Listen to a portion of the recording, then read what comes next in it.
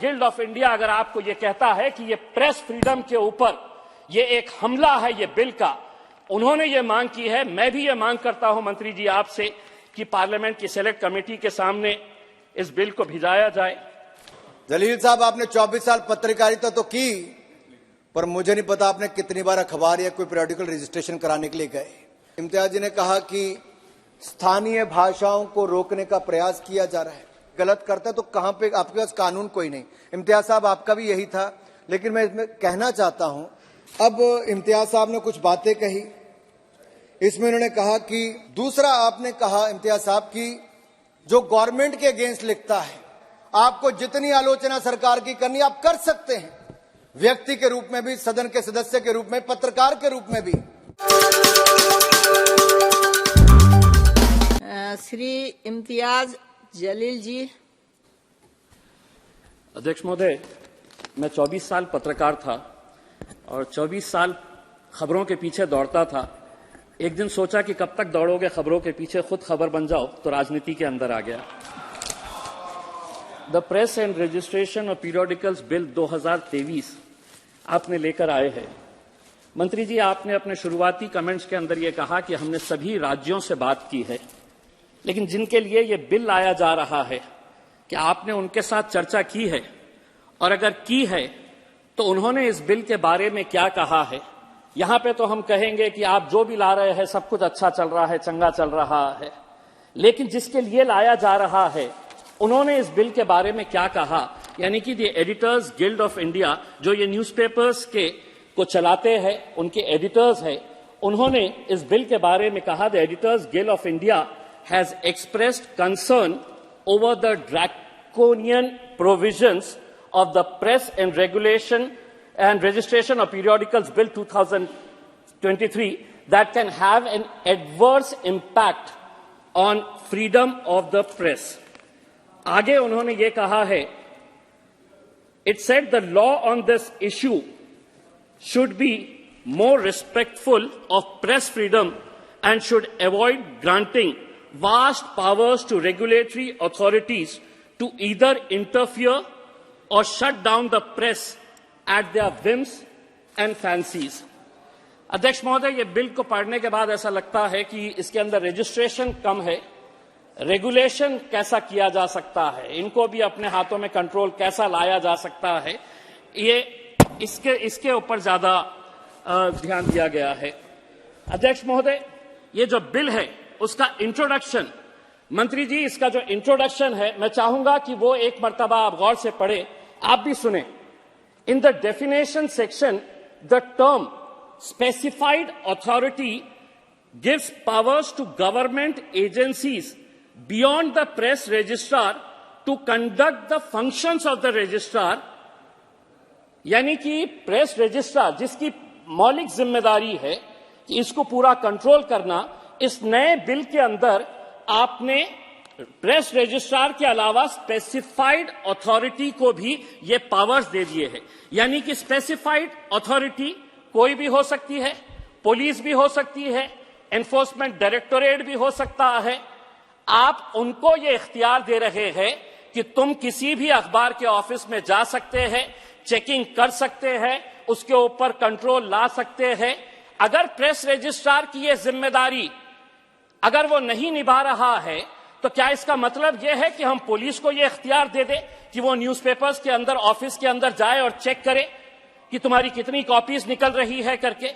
ये इसका खुलासा आपको हम भी चाहते हैं, एडिटर्स गिल्ड ने भी ये मांग की है कि इसके ऊपर आप एक खुलासा करें। Section 4(1) and 11(4) allow the registrar to deny the right to bring out a periodical and cancel the certificate of registration of a periodical to persons convicted of terrorist act or unlawful activity for having done anything against the security of the state. मंत्री जी, आज UAPA draconian कानून का कैसा इस्तेमाल किया जा रहा है, कल ही देश के गृह मंत्री ने, अब इसको और आईपीसी के अंडर में हम कैसा लोगों के ऊपर कैसा कानून का दबाव लेकर आ सकते हैं, जिस लिबर्टी के साथ, जिस लिबरल तरीके के साथ आज इस कानून का इस्तेमाल किया जा रहा है, जो आपके खिलाफ बोलते हैं, अगर कल किसी अखबार ने गवर्नमेंट के अगेंस्ट में अगर कुछ लिखता है, आपकी लाइन टो नहीं करता है, आपको फॉलो नहीं करता है, तो क्या इसका मतलब यह है कि आप उसके ऊपर वो ड्रैकोनियन कानून का इस्तेमाल करते हुए आप उसके ऊपर एक्शन ले ले? इसके ऊपर भी हम खुलासा करना चाहेंगे। वरना वैसे भी आज इस देश के अंदर क्या पत्रकारों के ऊपर सेडिशन का कानून नहीं लगाया जा रहा है? कितने पत्रकारों के ऊपर आप सेडिशन का कानून लगा रहे हैं? मैं एक और चिंताजनक जो सेक्शन है, section 6B, which gives power to the press registrar as well as other specified authority to enter the premises of a periodical to inspect or take copies of the relevant records or documents or ask any question necessary for obtaining any information required to be furnished. मेरा फिर से आपसे ये सवाल है, आपका क्या मतलब है जब आप ये कहते हैं कि specified authority apart from the press registrar? कल कोई भी सरकारी अधिकारी, क्या डीएम को आप ये इख्तियार दे डालेंगे? क्या कलेक्टर को आप ये इख्तियार दे डालेंगे कि जा किसी पत्रकार के ऑफिस के अंदर जाओ, तुम्हारे खिलाफ लिख रहा है, पूरे डॉक्यूमेंट्स देखो, चेक करो, बराबर से प्रिंट हो रहे हैं या नहीं हो रहे हैं, कॉपीज मिल रहे हैं या नहीं मिल रहे हैं? ये थर्ड पार्टी इंटरफेरेंस आप क्यों लाना चाहते हैं, जबकि प्रेस रजिस्ट्रार की ये पूरी मौलिक जिम्मेदारी है कि उसको वो अच्छी तरीके से निभाए? मैं मंत्री जी आपको एक बात कहना चाहता हूं कि कोविड आया, कोविड के अंदर कई सारे लोगों की जान गई, और आज भी मैं ये मानकर चलता हूं कि इस देश के अंदर हर मरने वाला इंसान कोविड से नहीं मरा था। हमारी मेडिकल फैसिलिटीज कितनी खराब थी, इसकी वजह से मरा था, वो एक अलग मुद्दा है, उसके ऊपर हम बाद में चर्चा करेंगे। लेकिन सबसे बड़ी चोट अगर कोविड के बाद किसी के ऊपर हुई तो वो अखबारों के ऊपर हुई। सर्कुलेशन घट गया तो एडवर्टाइजमेंट रेवेन्यू घट गया। अब ऐसे हालात के अंदर ये आपकी और सरकार की जिम्मेदारी थी कि उन अखबारों को जिंदा कैसा रखा जाए। तो आपने क्या किया कि डीएवीपी का जो बजट 800 करोड़ रुपए का था, उसको 160 करोड़ रुपए के ऊपर लेकर आ गए। और मैं समझता हूं कि सबसे ज्यादा अगर नुकसान किसी का हुआ है तो उर्दू भाषिक जो अखबार निकलते थे वो पूरी तरह से खत्म हो गए हैं। मैं तो चाहूंगा कि आप ये आंकड़ा ये बताए देश को कि कोविड के बाद कितने अखबार, कितने रीजनल लैंग्वेजेस के अंदर, चाहे वो मराठी के अखबार हो सकते हैं, चाहे वो उर्दू के अखबार हो सकते हैं, या कन्नड़ा, तेलुगु, कोई भी भाषा के जो अखबार थे, कितने अखबार बंद हो चुके हैं। और ये दुनिया भर में हुआ, लेकिन दूसरे कंट्रीज ने अपने अखबारों को जिंदा रखने के लिए उन्होंने अपना पैकेज दिया, एडवर्टाइजमेंट्स का उनको ये बजट उनको बढ़ाकर दिया है। हमने उल्टा बजट हमने घटा दिए है। दूसरी बात यह है कि अगर ये रीजनल लैंग्वेजेस खत्म हो जाएंगे, बंद हो जाएंगे, तो आपकी जो सरकारी स्कीम्स है कि हम अगर जीत कर आ गए मध्य प्रदेश और राजस्थान के अंदर, तो इम्तियाज जलील महाराष्ट्र के अंदर 1120 रुपए के अंदर गैस का सिलेंडर लेगा।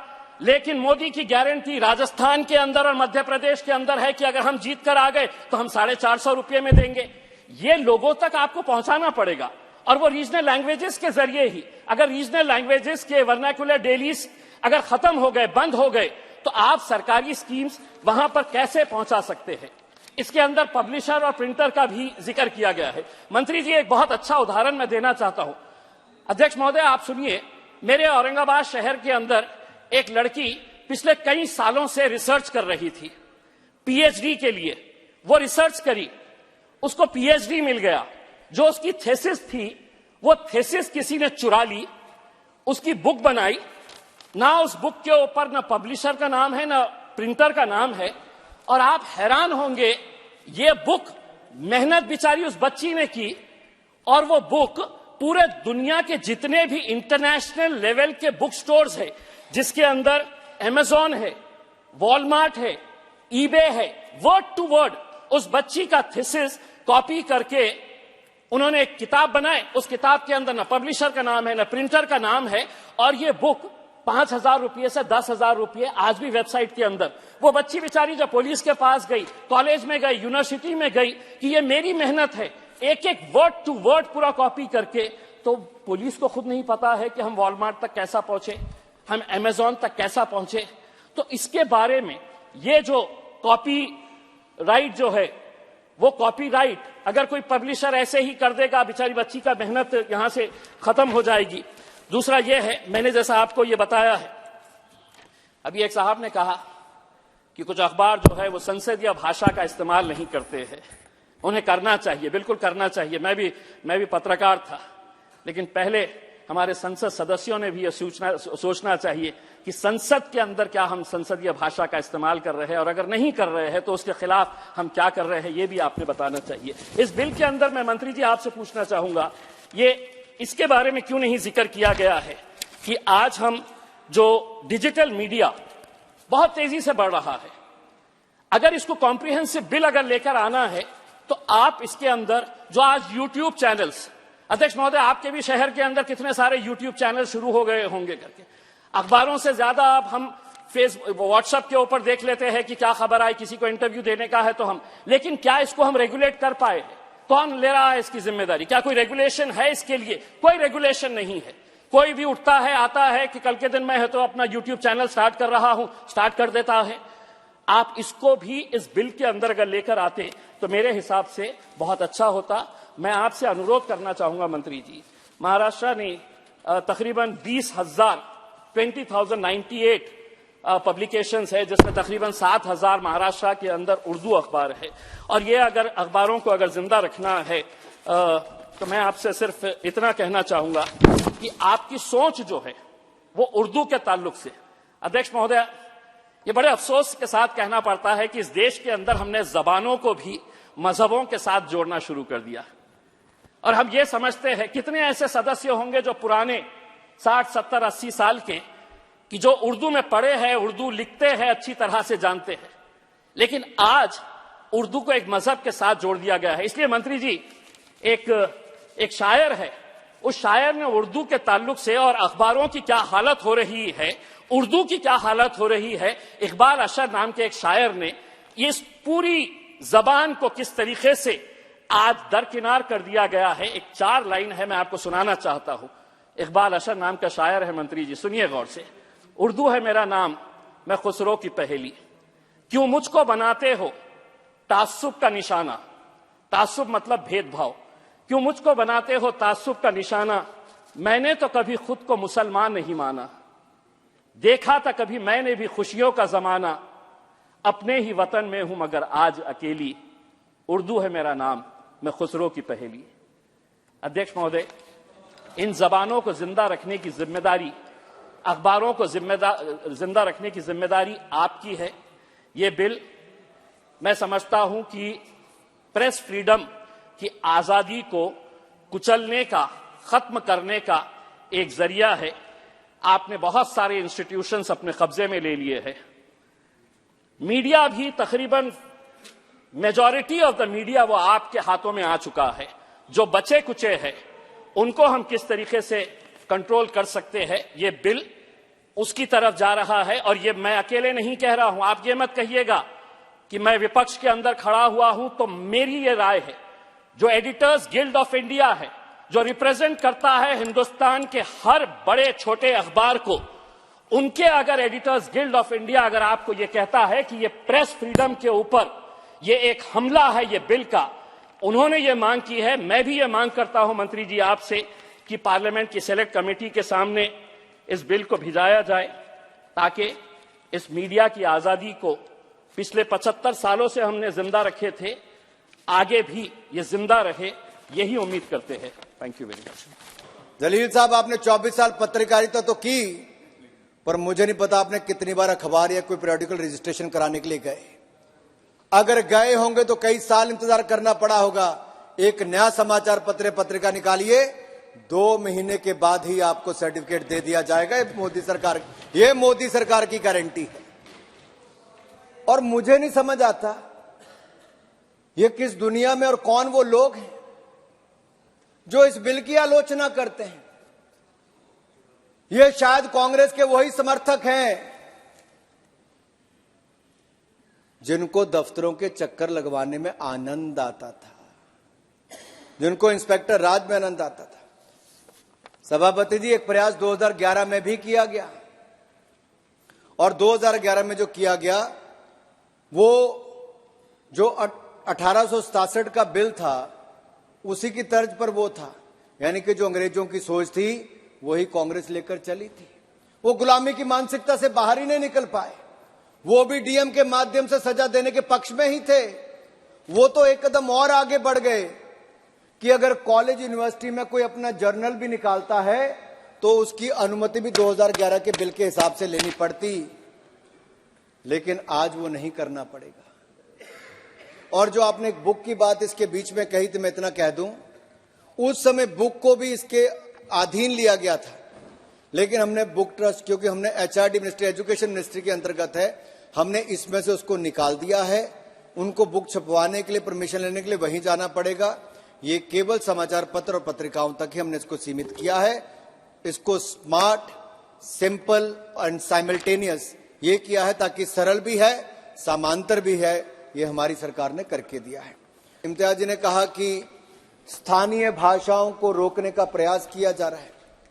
मैं एक बात सभापति जी आपको स्पष्ट कर दूं, इस सरकार में पहली बार आजादी के बाद शायद ये हुआ होगा कि न्यू एजुकेशन पॉलिसी में भी स्थानीय भाषाओं को जो महत्व दिया तो मोदी सरकार ने दिया है।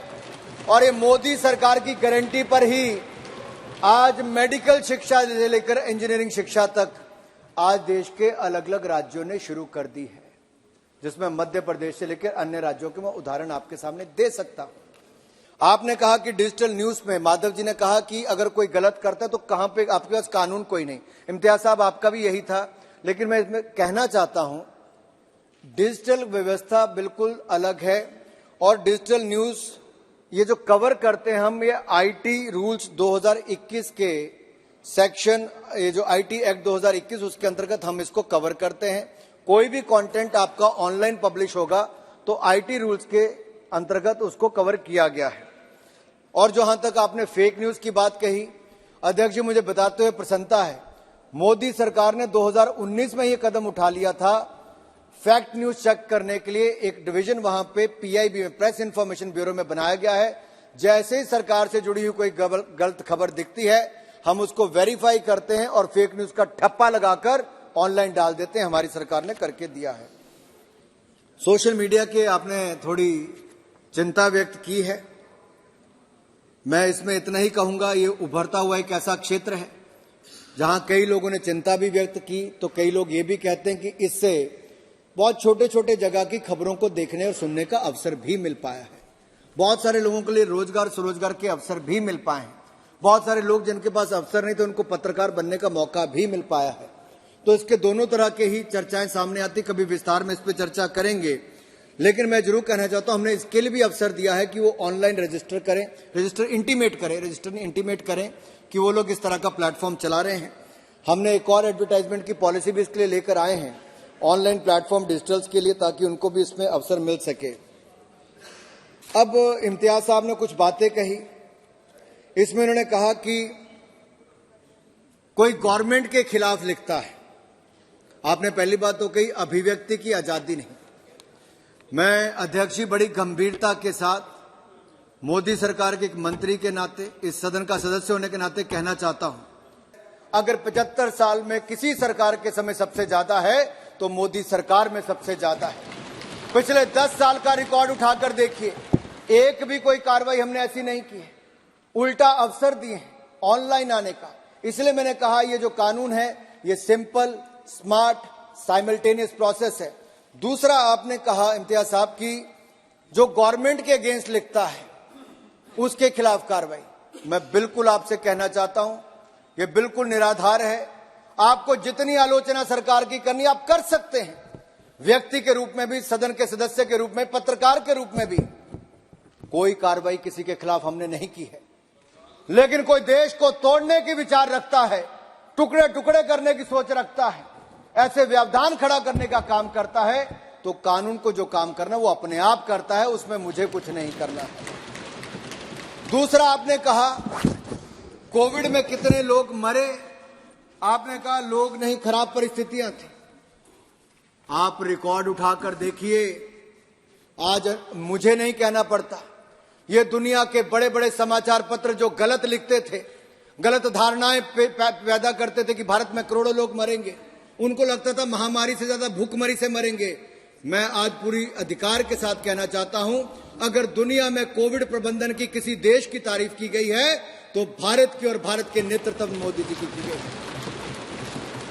हमने महामारी से भी बचाया, भूखमरी से बचाया। अध्यक्ष, 220 करोड़ वैक्सीन अगर किसी देश में मुफ्त लगी पूरी दुनिया में, तो भारत में मोदी सरकार में लगी है। उसमें जाति धर्म संप्रदाय नहीं देखा गया। आपने इसको संप्रदाय के नाम पर ले गए, आप मजहब के नाम पर ले गए। मुझे बहुत पीड़ा हुई सुन के। हमारी सरकार में तो सबका साथ सबका विकास सोचा जाता है। हमने कभी ये नहीं कहा, आप एक कोई इंसिडेंट बताइए। अगर 4 करोड़ पक्के मकान मिले, 12 करोड़ शौचालय बने, 10 करोड़ बहनों को रसोई गैस का सिलेंडर मिला, 13 करोड़ घरों को नल से जल मिला, 80 करोड़ गरीबों को अनाज मुफ्त में मिल रहा है, और अगले 5 साल की गारंटी भी मोदी की गारंटी में मिलने का वायदा हुआ है, तो किसी की जाति धर्म संप्रदाय नहीं देखा गया। मैं इतना ही कहना चाहता हूं, हमने तो सबका साथ सबका विकास के साथ काम किया। आप बिल्कुल इसमें ना जाइए। यहां पे भी जितनों को सर्टिफिकेट मिल, आपने कहा सर रिकॉर्ड चेक कराइए। आपने मजबूरी रूप देने की बात कही है, आपने मजबूरी रूप देने की बात कही। आपने कोविड में खराब मैंने कहा कोविड के समय भी अगर किसी रिपोर्टर की मृत्यु भी हुई तो उसको 5 लाख रुपए मदद देने का काम मोदी सरकार के समय हुआ। आपने कहा अखबारों को जिंदा रखना चाहिए। मैंने कहा जिंदा के लिए हमने बढ़ाने का काम, रिकॉर्ड रजिस्ट्रेशन हम लोग ऑनलाइन कर रहे हैं और बाकी कर रहे हैं। आपने कहा 1120 रुपए का सिलेंडर, आप गलत कह रहे हैं। जितने उज्ज्वला योजना के लाभार्थी हैं उनको 1120 नहीं 630 रुपए का सिलेंडर मिलता है, और ये मोदी की गारंटी के कारण मिल रहा है। बाकियों को 920 रुपए में मिलता है। ऐसा ही नहीं, आपने कहा डिजिटल मीडिया को तो मैंने कह ही दिया। आपके कुछ और प्रश्न थे। आपने जो मजहब की बात की मैंने उसका भी उत्तर दे दिया। हमने पहले भी कहा कि इसको, चलिए डिबेट नहीं करिए प्रधानमंत्री जी प्लीज। नो। मैं अध्यक्ष जी इतना ही कहूंगा कि आखिरकार गुलामी की मानसिकता से बाहर निकलकर आधुनिकता से लैस, अवसरों से लैस ये bill press and registration of periodical bill 2023 एक ऐसे अवसर लेकर आ रहा है जो एक बार नहीं अनेक बार अनेक लोगों को आगे बढ़ने का अवसर देगा, पत्रकारिता के क्षेत्र में उद्यमी बनने का अवसर देगा। और ये बिल 1867 के बिल को हटाकर संपूर्णतः भारतीय बिल है। नए भारत के निर्माण में, विकसित भारत के निर्माण में प्रेस की महत्वपूर्ण भूमिका हो, उस उद्देश्य को लेकर बिल आया है। मैं आशा करता हूं जैसे आप सब ने अपनी बात में समर्थन किया, आप इसको वोट में भी सर्वसम्मति से पास करेंगे। आपका बहुत बहुत आभार, आपने मुझे अवसर दिया।